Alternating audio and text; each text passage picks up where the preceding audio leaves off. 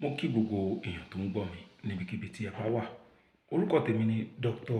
Ọlálékan Sàlámì, Aláàfin Ìṣẹ̀ǹbáyé. Ní tèmi máa ń ṣe lórí social media, òun náà ni pé mo máa ń rán wa létí àwọn nǹkan tí àwọn baba ńlá wa tán lò láyé àtijọ́ tó fi di pé ìgbà tiwọn ó tún fẹ́ dà ju ìgbà tiwa yìí lọ. Fún àǹfààní ìwọ tó bá yẹ pé ìgbà àkọ́kọ́ tó máa gbọ́ fídíò yìí rèé, ẹ bá mi subscribe sí orí channel yìí, kẹ̀dẹ̀ pín àwọn fídíò yìí kẹ̀pín káàkiri kó lè jẹ́ àǹfààní fún gbogbo ọmọ Yorùbá, pàápàá jùlọ àwọn ọmọ Yorùbá tá nígbàgbọ́ nínú àwọn nǹkan tí àwọn baba ńlá wa tán fi ilẹ̀ fún wa tó jẹ́ àjogúnbá wa. Ní tí mo fẹ́ sọ̀rọ̀ lénìí, tí mo fẹ́ sọ̀rọ̀ lé lórí, òun náà ni iṣẹ́ àṣínà. Kí ni à ń pè ní àṣínà nínú ògùn ìbílẹ̀ Yorùbá? Òun náà ni egbògi àbí ẹbù àbí ọṣẹ téèyàn máa lò nígbà tí gbogbo ọ̀nà tó bá dí gágá tó ṣe pé a ti gbìyànjú ọ̀nà ò ṣí. Ògùn tá máa lò òun ni wọ́n ń pè ní àṣínà. Ìwọ tó wá ń gbọ́rọ̀ mi náà tó bá ṣe pé nǹkan dí fún ẹ, àbí ìwọ tí ẹ fẹ́ mọ̀ nípa nǹkan téèyàn lè lò tọ́nà máa fi ṣí fún ti business oríṣiríṣi tó máa wọlé, ìwọ náà farabalẹ̀ kó gbọ́ ohun tí mo fẹ́ sọ lónìí. Ògùn yìí bá bá fẹ́ ṣe gẹ́gẹ́ bí wọ́n ṣe máa ń ṣe láyé àtijọ́. Àwa ẹyẹ kan wà tó ń pè ní ẹyẹ òǹbẹ̀. Tá bá délé eléwé ọmọ, wọ́n á tà fún wa. Ẹyẹ òǹbẹ̀ ẹyọ kan. A wá fi ìkòdẹ̀. Kí là ń pè ní ìkòdẹ̀? Òun náà ni ìkò òdìdẹrẹ́. A fi ìkòdẹ̀, a fi há lẹ́nu. A wá gbé sínú apẹ. Kí là ń pè lápẹ? Òun náà ni ìsasùn tá a fẹ́ fi jó ògùn. Tá bá ti fi ìkòdẹ̀ bọ òǹbẹ̀ lẹ́nu, a fi sínú ìsasùn. A wá fi odidi atare kan, a fi sí lẹ́gbẹ̀ẹ́. A wá mú kóró òwú díẹ̀, a bù sí. A jó papọ̀. Tá bá ti jó tán, a rọ́ síbi kan. A tún mú ìsasùn kékeré míì, a tún fi ẹyẹ òǹbẹ̀ míì náà, a fi sí pẹ̀lú odidi atare kan lẹ́gbẹ̀ẹ́ àti ìkòdẹ̀ lẹ́nu. A bù kóró òwú díẹ̀, a bù sóhun náà, a jó òun náà. A tún ṣe ẹlẹ́ẹ̀kẹta náà bẹ́ẹ̀. Tá bá fẹ́ lò, a fi ṣìnápù, a fi lò ìdá alákọ̀ọ́kọ́ lọ́jọ́ kìíní tá bá fẹ́ lò. Ọjọ́ kejì tó bá tẹ̀lé ìdá ẹlẹ́ẹ̀kejì, a tún fi ṣìnápù lòun náà. Tó bá di ìjọ́ kẹta, a lò ẹlẹ́ẹ̀kẹta náà. Ìbéèrè tó máa wá sí ọkàn ìwọ tó ń gbọ́ fídíò yìí ni pé ẹni tí kì í bá wa mu ṣìnápù ńkọ́? Ìbéèrè tó dáa ni. Ẹ lè fi fọ́kọ̀ mu. Kódà ẹ lè fomi lásán lò. Ṣùgbọ́n kó lè rọrùn, ẹ̀kọ yẹn ló ti dáa jù. Torí ẹbù tí a fẹ́ lò kì í ṣe nǹkan tá kan máa dà sẹ́nu. Ṣùgbọ́n tá bá fi fọ́kọ̀ mu, ó máa rọrùn bẹ́ẹ̀. Ṣùgbọ́n ìwọ tó bá lè fi omi lò náà, o lè fomi lò. Ẹ̀yin tẹ́ ń gbọ́ mi, ẹ má wá gbàgbé pé orúkọ tèmi ni Dr. Ọlálékan Sàlámì, Aláàfin Ìṣẹ̀ǹbáyé. Gẹ́gẹ́ bí èmi ṣe máa ń sọ, erin kọjá gbígbé, àjànàkú kọjá rúrù. Àjànàkú kọjá mo rí nǹkan fìrí, bàbá rìnrìn. Ẹ jẹ́ ká sọ pa rìnrìn. Fún àǹfààní ìwọ tí ò mọ ẹni tó ń sọ̀rọ̀, èmi ni Ọlọ́run fi ṣe president fún ẹgbẹ́ Association of Africa Tradition and Culture. Ẹgbẹ́ tá gbé kalẹ̀ ní ìlú Nàìjíríà. Nǹkan tẹ́gbẹ́ náà wà fún òun náà ni pé tá bá wòye, a rí pé gbogbo àwọn àṣírí táwọn baba ńlá wa tán fi pamọ́ láyé àtijọ́, gbogbo ẹ̀ ló ti kún orí social media lénìí. Nígbà tí a wá wòye, a rí pé ọ̀pọ̀lọpọ̀ tàrí tó ń sọ̀rọ̀ nǹkan àṣírí lórí social media 419 náà fi ń ṣe. Ọ̀pọ̀lọpọ̀ wọn 419 náà fi ń ṣe.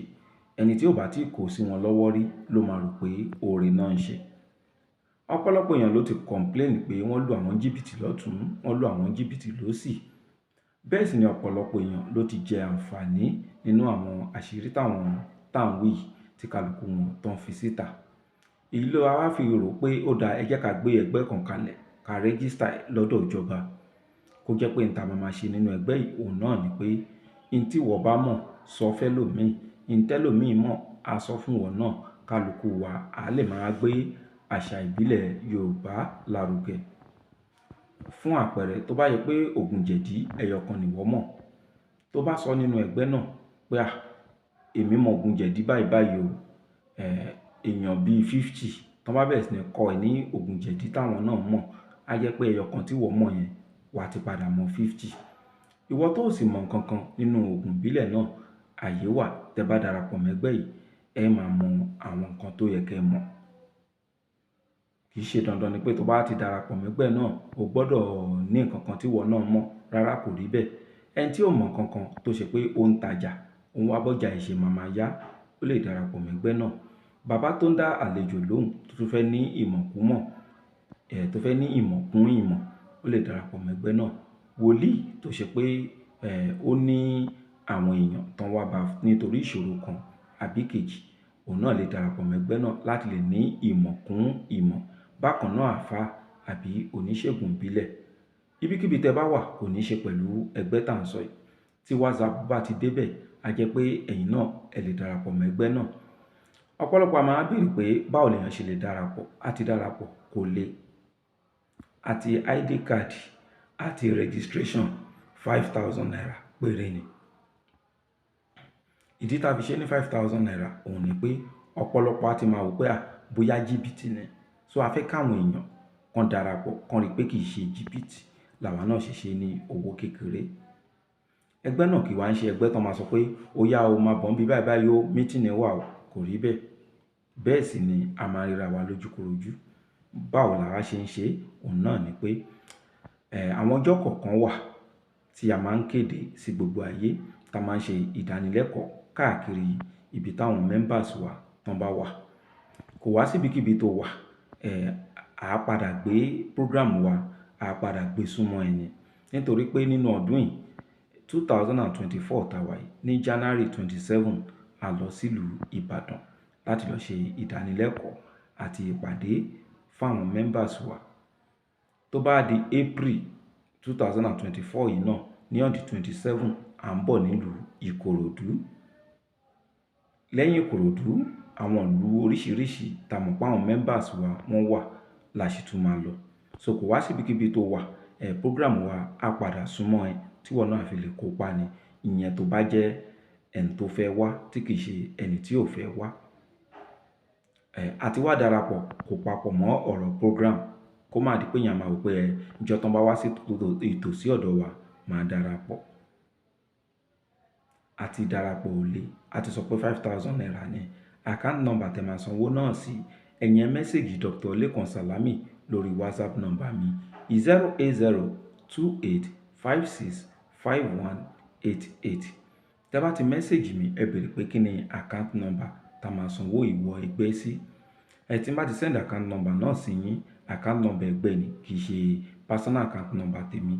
Torí ọ̀pọ̀lọpọ̀ èèyàn tí n bá send account number náà sí wọn, wọ́n á ní àwọn ò rí Lekan Salami ń bẹ̀.